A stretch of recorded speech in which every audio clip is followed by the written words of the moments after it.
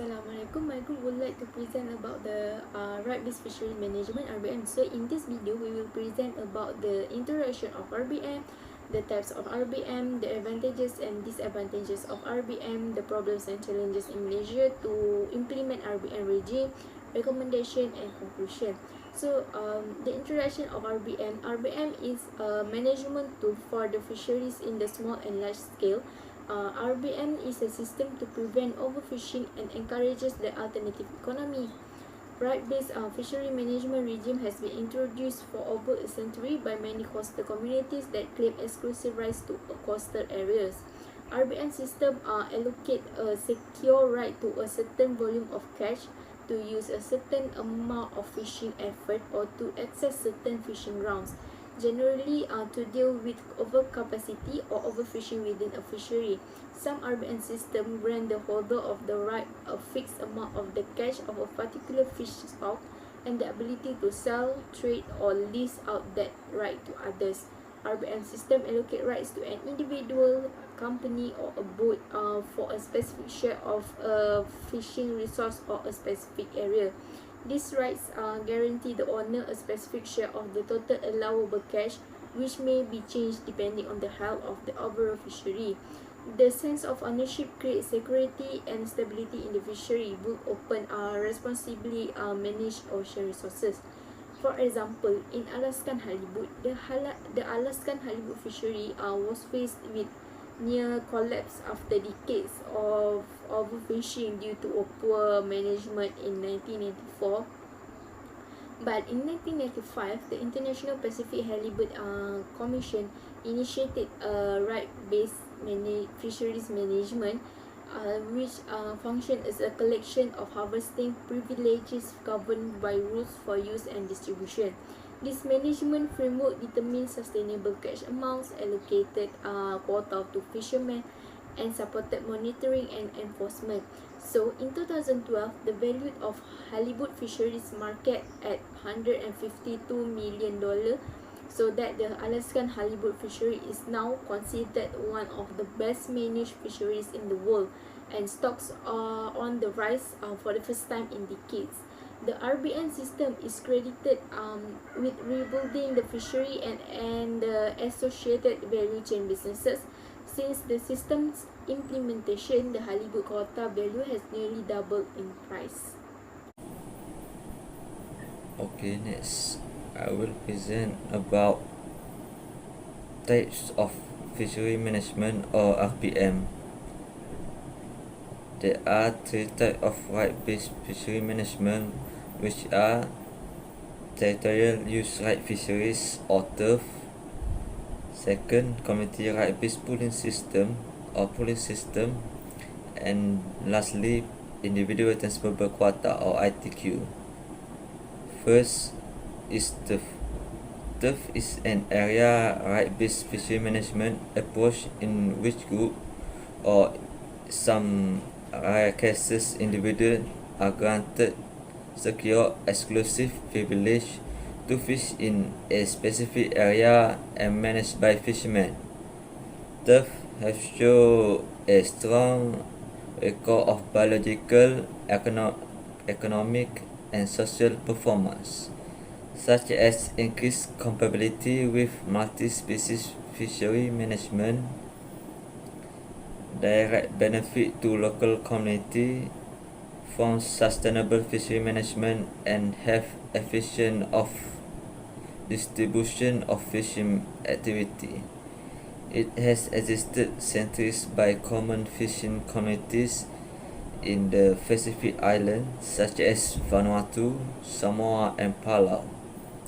Second is community right-based pooling system or pooling system. Pooling system, which the regulation between fishermen and government and cooperation between them.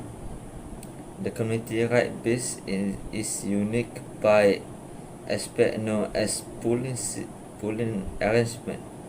Pooling arrangement where the revenue of fishing are pooled and the cost are deducted, and it also limited the overfishing. It existed in one country, which is Japan.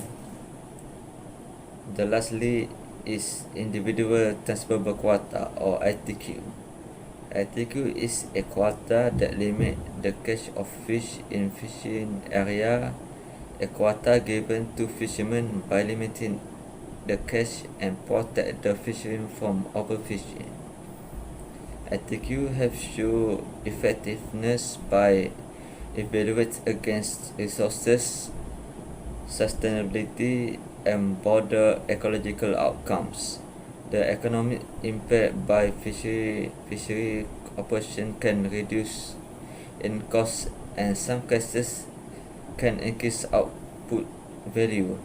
It existed in countries such as Iceland and New Zealand. Share about advantages and disadvantages of adopting right-based fishery management. There are three advantages, which is economic perspective, environmental perspective, and lastly, management and operational perspective. And there are also three disadvantages of adopting right-based fishery management regime, which is threatening fisheries rights, power abuse, and increasing of illegal fishing activity. Okay, for advantages from economic perspective, RBM program improve the overall economic performance of fisheries and the security of fishing business. The impact of RBM program, the harvesting become less expensive, fresh product price rise, new value-added product emerge, and profitability in the industry rise, each shown in United States. Next, from environmental perspective, if the country not adopt RBM, the problem that lead to environmental issues such as overfishing, catch, and ecological disruption will happen. If the problem becomes worse, it will lead to food crisis and the loss of employment for some people who work in the fishing industry, both directly and indirectly. So RBM improve environmental outcome primarily by reducing fishing impact on non-target species and consistently maintaining catch level at or below set total allowable catch TAC. Lastly, for advantages from management and operational perspective, adopting RBM will make management and operational more effective for authorities that manage in the fisheries sector, especially if in Malaysia is Department of Fisheries Malaysia. Give the power to the fisherman itself, so it helping them for implementing the rules as well as assist them for enforcing the rules and monitoring results. Okay, next I will talk about disadvantages of adopting right-based fishery management. First point is threatening fisheries right. After adopting RBM, some of fishermen who are highly depends on fishing, especially the local fishermen or small-scale fisher, cannot access to the fishery due to the restricted of fishing rights. As before, these fishermen have open access to the fishery such as the right to catch. Fish is free and there is no limit TAC. Next point is power abuse. When adopting RBM, there will be authorities that manage in fishery sectors. For example, corruption happened in Kenya, Uganda, and Tanzania because the not responsible parties give bribe to avoid sanction and to allow them to continue illegal fishing. Last one for disadvantages is increasing of illegal fishing activities due to the restricted of fishing rights, such as fishermen need have license and have a few procedure if one involving fishery sector. So many of fishermen take easy way by doing illegal fishing. Increasing of illegal fishing activities also because of high demand of some fish is endangered species. In RBM program, fishermen must obey the rule, which is fishermen cannot catch the endangered species. So that's all from me, and I will pass to Nak present the modality on problem and challenge confronting Malaysia to implement right-based fishery management regime.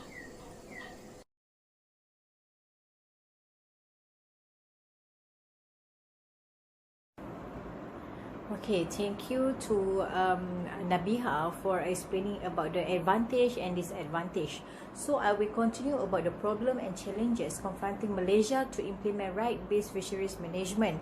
The first point is about the poor environmental awareness. Awareness on environmental issues, especially on marine-related issues among the communities, private sectors and local authorities is still lacking. Managing the fisheries resources requires expertise from various fields because it encompasses a range of issues. Expertise among policymakers and managers at all levels of government, such as federal, state and local, is still limited, and awareness on environmental issues is still low. Most of the policies formulated at state level are geared towards exploiting the resources, and little regard is given to ensure that the resources are exploited on a sustainable basis. The use of fisher stick like kelong, which are no longer viable for fishing as a cheap accommodation or recreational and other purposes, has also resulted in the pollution of the surrounding waters since there are no sewage facilities on the structures, and all discharges flow directly into the sea. Malaysia have Department of Fisheries which to protect the environment from pollution and degrading, which will result in loss of aquatic habitat. But still, we are facing the problem of pollution because the poor environmental awareness even among fishermen, and also government who do not educate public, especially the fisher folks, about this issue. Unlike in India, the environmental education component of the participants and also the adults education program help them to understand the need for cleanliness in the environment and conservation of natural resources, in particular corals, seagrasses and associated fisheries resources. To address this, a series of awareness program was conducted, primarily targeting the fisherwomen in view of their comparatively low awareness. The next point is about the inadequate access to comprehensive scientific data and information of fisheries and ecosystem. There is still lack of detailed information on the fish stock for the establishment of individual fisheries management plans. Fishermen in Malaysia do not have any knowledge about the biology and migration patterns of the commercial species of fish and shrimp that breed or spend their juvenile phases in mangroves. Information is not readily available and not easily to assess to support the formulation of environmental policies by policymakers and to guide managers in managing the resources. Published reports were also not easily available to the resource managers. In Malaysia, there is no exchange of information.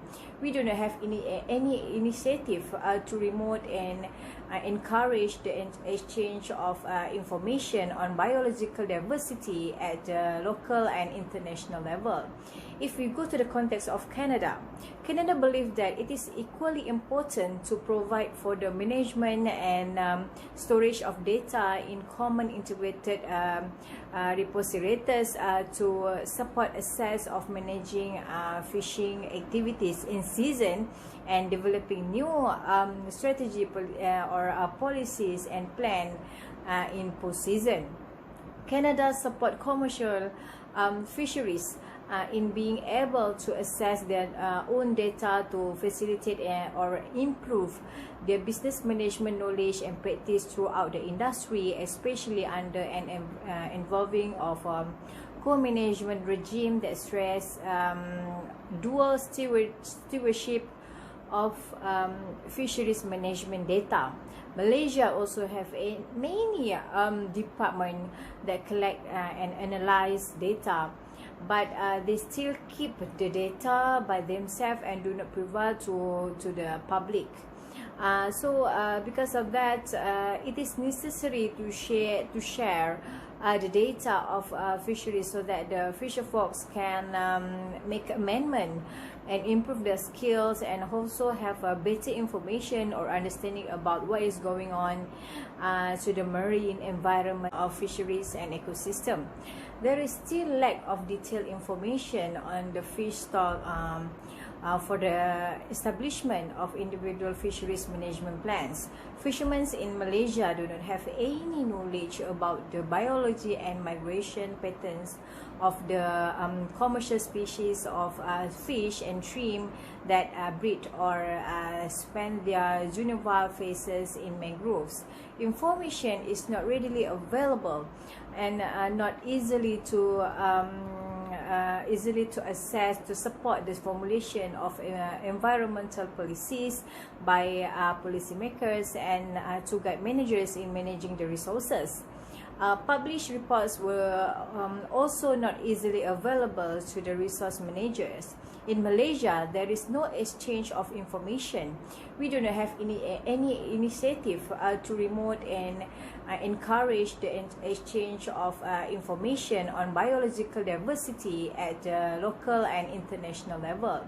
If we go to the context of Canada, Canada believes that it is equally important to provide for the management and storage of data in common integrated repositories to support access of managing fishing activities in season and developing new strategy or policies and plan in post-season.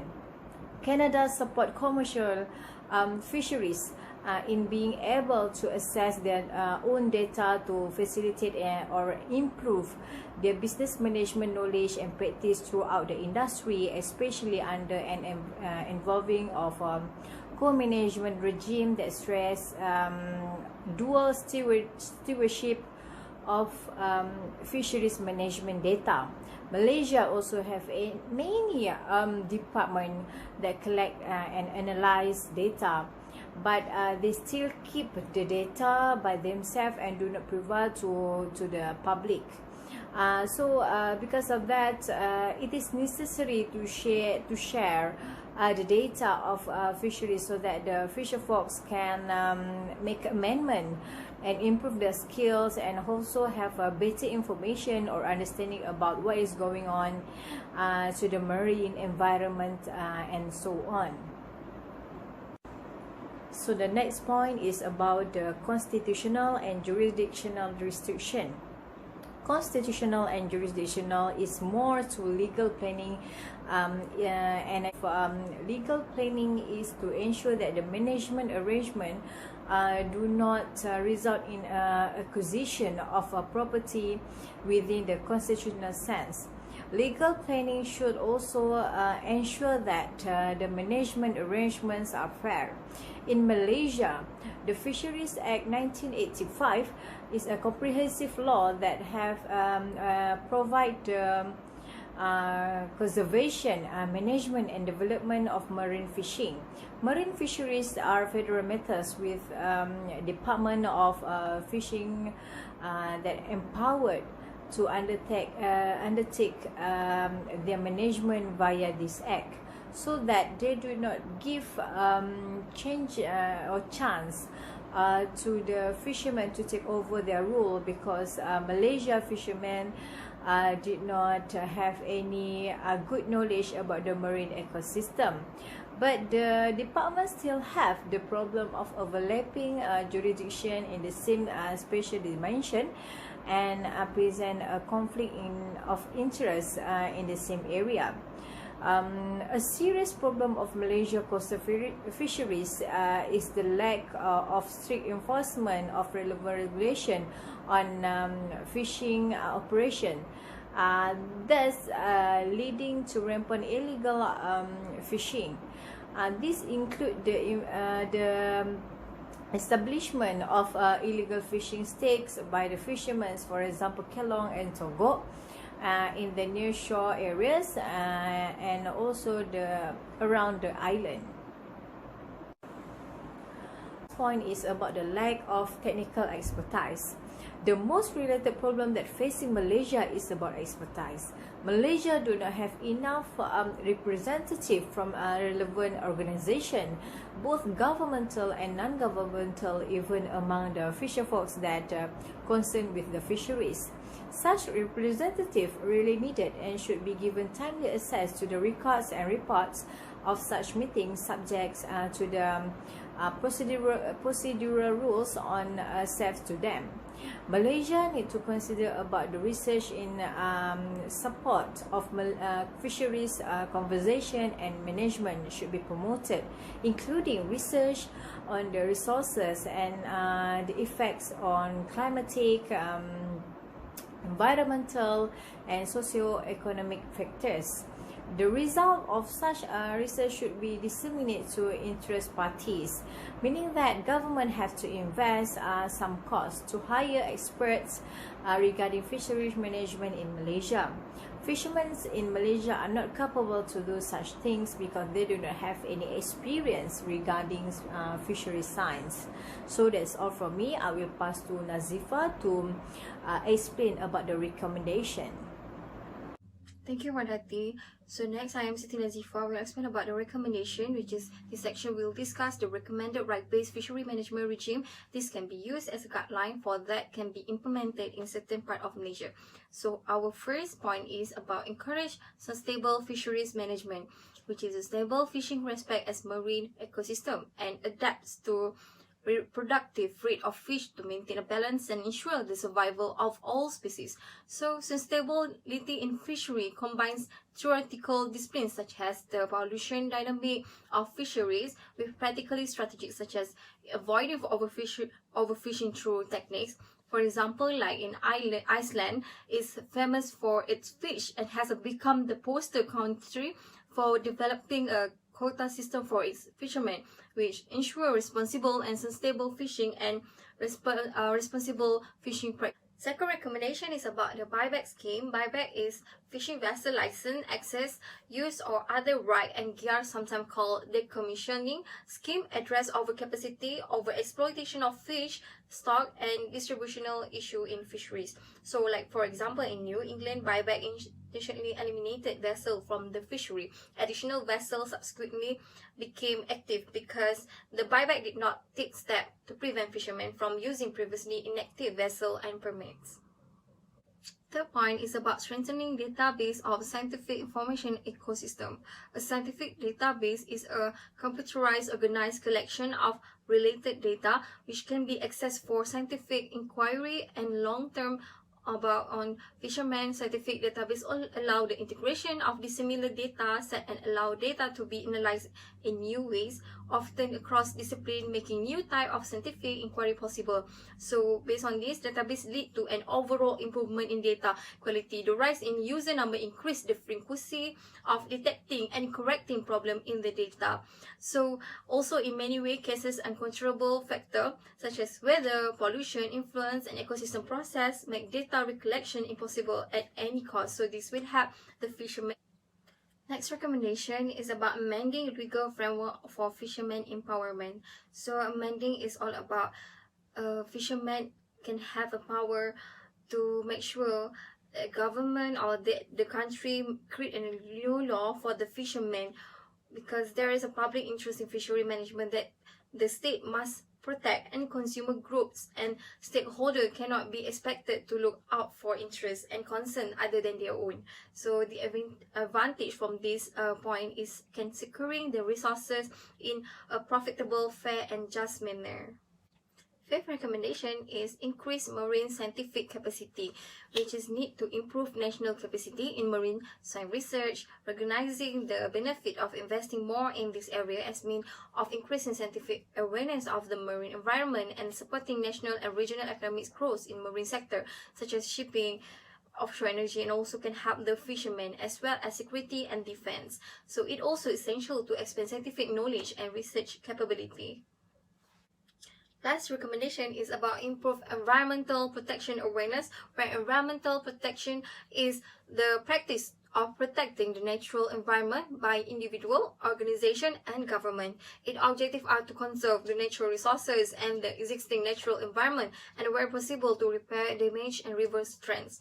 So public awareness about environment is meant to help social groups and individuals to acquire a basic understanding of environment and its associated problem. So the point is really important because want to make sure the species is safe and clean, because as we know that fishermen only gain their salary or their money based on fishing. So when they not get many fish, they cannot get a lot of money or their salary. So overall, the success of RBM program will, as one will imagine, be influenced by the characteristics of the right and other design features. For example, the fishery full economy with necessity unrestricted property right, that they are clear, divisible, transferable, exclusive, and enforceable. However, fishery conservation is critical